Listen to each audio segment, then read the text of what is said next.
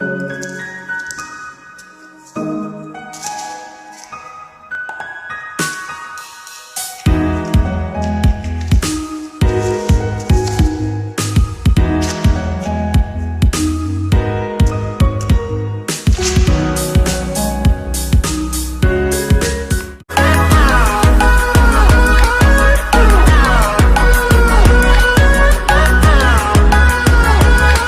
we'll grow in numbers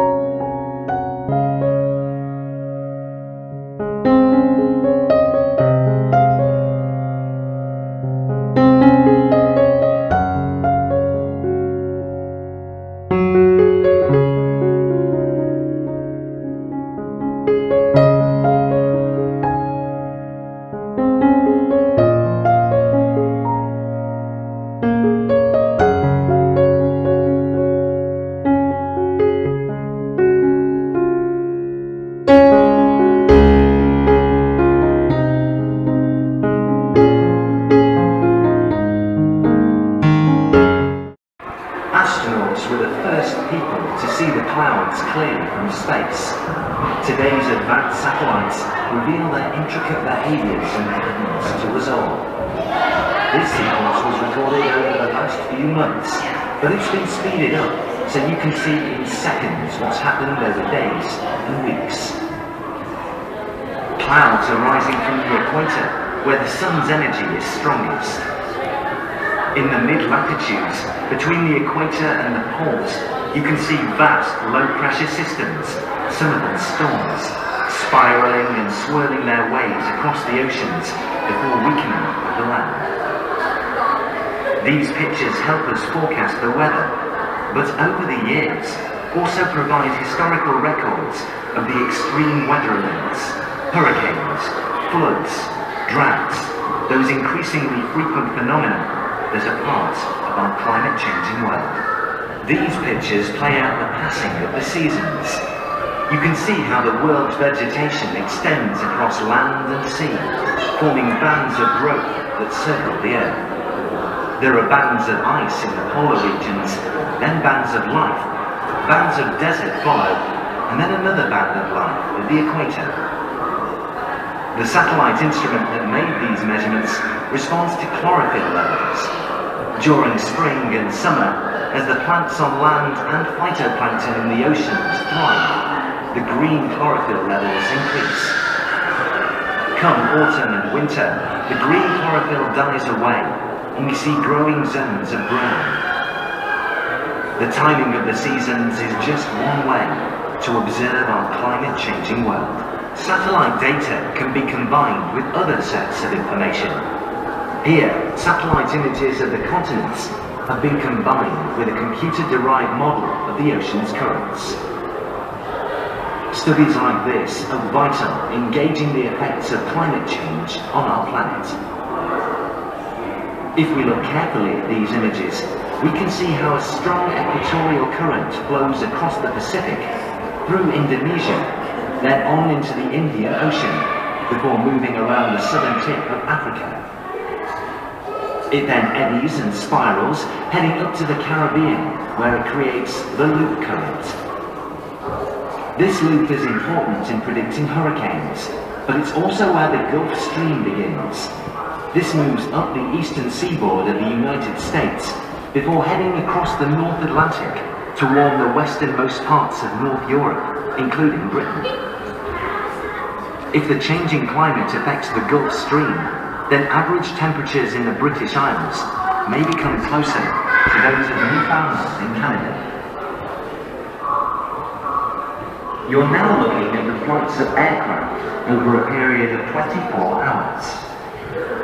These pictures have been generated from the navigation satellite locations for each aircraft. The main air travel hubs of the continent are clearly visible. So too are the more remote destinations in the middle of oceans. We can see that most travel happens during the day, with flights tailing off at night. Aircraft, like cars, lorries, and many ships, burn fossil fuel and so emit greenhouse gases. It's unlikely we will stop flying, our society now depends on it, but it is likely we'll develop more efficient forms of aircraft, alongside new types of cars and shipping, to lessen the environmental impacts of our transportation systems. This visualization is compiled from several months' worth of satellite data, and shows the electric lights on Earth. Areas of dense population are well illuminated. Many coastlines are highlighted too. People like to live by the water. The Nile River in Africa is outlined by the lights along its border. Major highways in America and Europe can be identified by the lights that string and crisscross the land. It takes huge amounts of electricity to power the world's lighting networks. These pictures raise issues, such as how best to generate the electricity we depend upon. One thing seems clear: satellite pictures of the future are likely to show an ever-increasing spread of lighting across the planet. And as the demand for power continues to grow, we will need to explore new ways of generating energy, which is both cheap and sustainable in our climate-changing world. Astronauts floating in the blackness of space and looking down on our world. This is what you'd see. A beautiful blue marble of ocean, land and cloud, topped and tailed with ice and snow. This picture was composed from data collected by satellites way out in space.